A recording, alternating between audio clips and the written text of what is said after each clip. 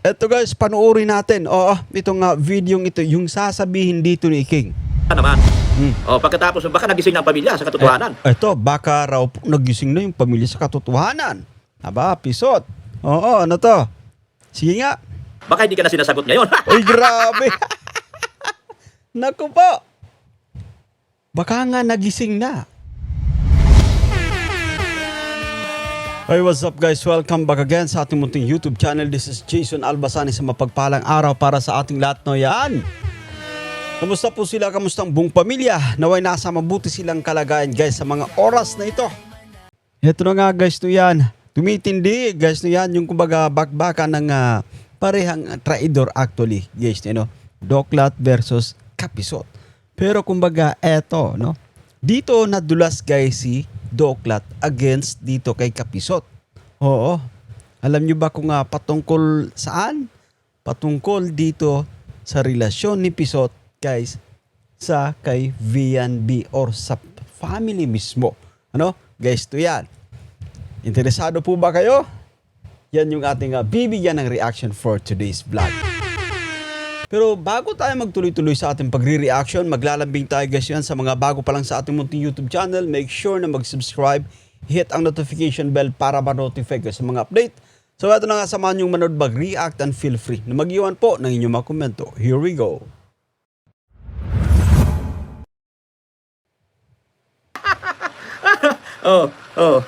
Talagang magbabanatan kami. Okay. Dahil ang ipinunta niya rito, magnanakaw ng sponsor. Ayan. Alam mo, madalas na rin natin sinasabi yan. Ano guys, no?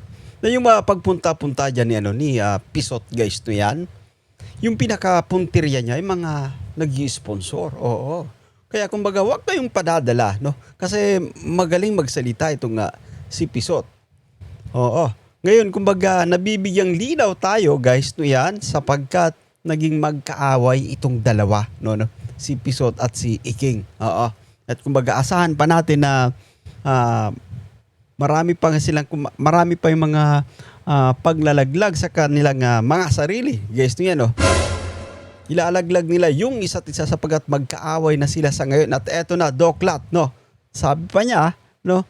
Yung kumbaga, purpose talaga dyan ni Pisot ay, guys, yung mga sponsors. Nakikita po natin yan at nagmamaterialize actually, no? Yung mga plano ni Pisot, guys. Pati na-play pa natin to. Ninakaw niya yung sponsor ng bata, inangkin pa lahat, pati yung pangkotse ng bata. Ayun, grabe. Oo. Inangkin niya daw, guys, no yan. Yung sponsors ng bata, pati yung pangkotse. Malaking ano to. Tawag dito. Siguro, sising-sisi na. Guys, oo. Itong Batalero fam, especially itong si Viancy, sa mga pagkakataong ito, dahil kumbaga, anyway, may punto yung sinasabi ni Dr. Love, guys. Balik pa natin. Ang ipinunta niya rito, magnanakaw ng sponsor. Ayun, yung pinunta niya rito, magnanakaw ng sponsor. So, i-play pa natin to guys, ha? Ninakaw niya yung sponsor ng bata, inangkin pa lahat, pati yung pangkotse ng bata. Nako po. Ninakaw daw yung sponsor ng bata ayon dito kay Doklat. Sobrang linaw. Oo, sobrang linaw ng kanyang pakakasabi. At eto pa nga, napag-uusapan yung patungkol guys sa sasakyan. Alam mo, ano gayang nabanggit ko kanina? Kung may katotohanan ito sinasabi ni Doklat, sising-sisi na itong ungrateful family kung bakit nila, guys, no? Kinaibigan itong si Pisot. Kasi nga dahil sa kumbaga pagpapabida-bida ng taong ito, no? Guys, no, kumbaga nagiging kupal talaga. Oo, sa mga pagkakataong ito. Kapag pinapanood natin sa kanyang mga live. Oo. Yung ginawa niyang live, yung kanyang pagsabi dun sa wala ng middleman, guys, to yan. But of course, nasagasaan pa niya yung mga sponsor talaga. Oo, yung Nika, galit na galit din kaya kapeso. So, alam mo, habang tumatagal, no, kapag pinagtatagpi-tagpi natin yung mga istorya na ating nalalaman, no, talagang parang may katotohanan ito. Kita mo si Viancy, hindi niya na nagawang mag-live, guys. Kasi, for sure, puputaktin siya ng mga bashers. Oo. Anyway, play pa natin to yung video ni Iking. Nanakaw niya pa, animal talaga yung Ayun. taong ito. Bobo ka. Oo, ngayon marami pa akong alam. Eto pa guys, to, meron pa rito si Iking na sinasabi na meron pa daw siyang alam, guys, to yan. Aba, maganda yan, Iking. Oo, kita mo guys yun kapag nag-aaway-away na yung mga trader dahil din sa kumbaga kanilang self-interest. Yan yung kumbaga pinakarason kung bakit eto nagkagulo-gulo sila. Guys, to yan, no? Dahil sa kumbaga eto nga nagkakagulo-gulo sila, no? Especially pinag-aawayan nila guys yung mga sponsors. Kasi si Iking nalagasan talaga to ng sponsors. Yung pamilya Batalero nakuhanan talaga sila ng sponsors. Nagpunta na guys kay Kapeso. Hindi na nga magawang mag-live ni VNB. Guys, to yan. Eto guys, panuorin natin. Itong video ito, yung sasabihin dito ni Iking. Naman. Pagkatapos baka nagising ng pamilya sa katotohanan. Eto, baka raw po nagising na yung pamilya sa katotohanan. Aba, pisot. Ano to? Sige nga.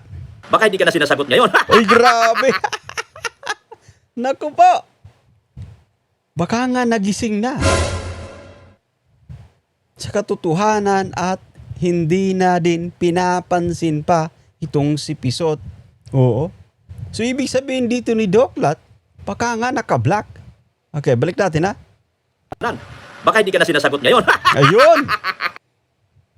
Grabe yung tawa ni King. Oo, ngayon marami pa akong alam. Ito, Kumusta sige. naman? Pagkatapos baka nagising ng pamilya sa katotohanan. Okay. Baka hindi ka na sinasagot ngayon. Ayun.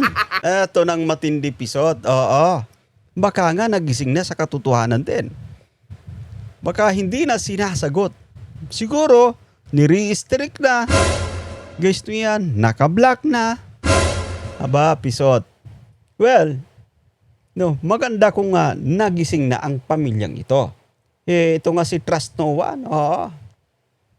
Guys, alam mo kasi, yung pakay ng taong ito, ito nga si Pisot, kaya nang sinasabi pa natin, isa sa kanyang kumbaga pinaka-goal dyan, no? Yung kanyang pagpunta-punta dito kila Viancy, ay guys, no? Para kuhanin yung loob ng mga sponsor. Siyempre, magiging mabango ang pangalan niya sapagkat, guys, pinagtatanggol niya. Kunwari, itong ex-Benny.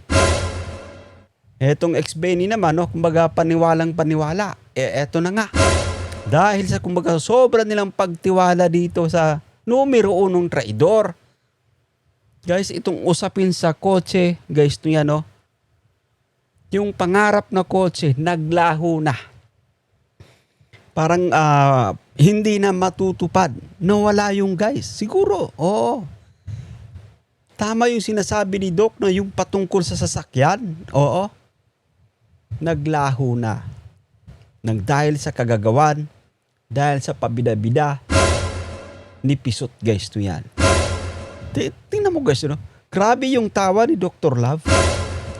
Kasi pakiramdam ni Dr. Love, ginabaan. Ginabaan itong si Pisot. Okay. Oo, ngayon marami pa akong alam. Kumusta ito. naman? Pagkatapos baka nagising ng pamilya sa katotohanan. Baka hindi ka na sinasagot ngayon. Ayun. Guys, baka nga nagising na din. Sabi pa nga ni Kalinga Prab dito sa kila Ungrateful, no, dito sa ex-Benny, pwede naman mag-solo lang. Kaso nga guys, alam mo si Pisot, kumbaga magaling din. Magaling talagang kung paano niya kuhanin yung loob. At guys, nagtagumpay siya actually, di ba? Kita mo, nakapag-live siya ng 2 beses. Sa bahay ng ex-Benny. At sa sobrang kapala ng mukha ni Pisot, parang baliwala lang sa kanya. Doon pa siya nag-live sa bahay na pinaggawa ng Kalingap. Kinaya niya yon. Grabe, kapal ng mukhang ito. Ang kapal ng mukha ni Pisot, guys. Kaya sa kapal, no? Yung sinisilungan niyang bubong, pinagawa ng Kalingap yon. Produkto ng Kalingap. At eto na nga yung matindi. Balik tayo dito sa pamilya Batalero. Alam mo kung totoo yung sinasabi ni Doklat, na patungkol dun sa sasakyan, na kumbaga nalusaw, nawala, nang dahil sa kagagawan ni Pisot. Kahit kumbaga tawag dito, sisihin nila ng 100 times, multiple times itong si Pisot.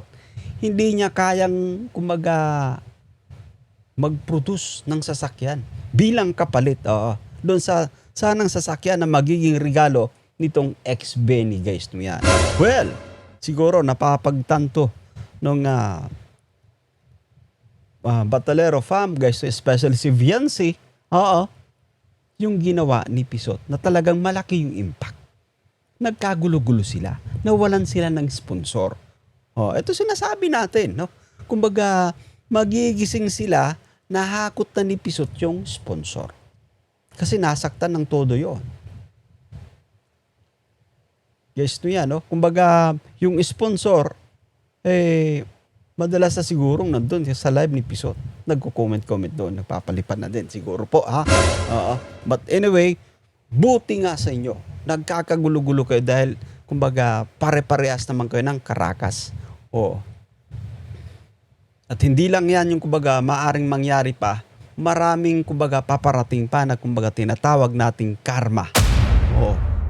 Dahil sa ginawa nyo dito sa Team Kalingap, especially kay Kuya Val. Si Dr. Love, huwag tayong magpapadala rito. Kahit, kumbaga, nagbabanatan sila ni Pisot, kahit, kumbaga, mala-anghel siya magsalita, kaya niya nang i-appreciate yung Team Kalingap, huwag tayong magpapadala rito, guys. Pula-puti yung taong ito. Kasi hugas kamay yung kanyang ginagawa. Kasi nga, kumbaga, klarong-klaro naman dito kay Doklat na paghuhugas kamay yung kanyang ginagawa, guys. Ang traidor, mananatiling traidor, guys. Ang ahas, magpalit man ng balat, guys, ahas pa din. No? Anyway, ako po si Jason Albasano. Nagustuhan nyo yung ating pagre-reaction for today's vlog. Sa mga bago pa lang sa ating munting YouTube channel, make sure na mag-subscribe, i-hit ang notification bell para ma-notify kayo sa mga update. Bye for now. See you guys.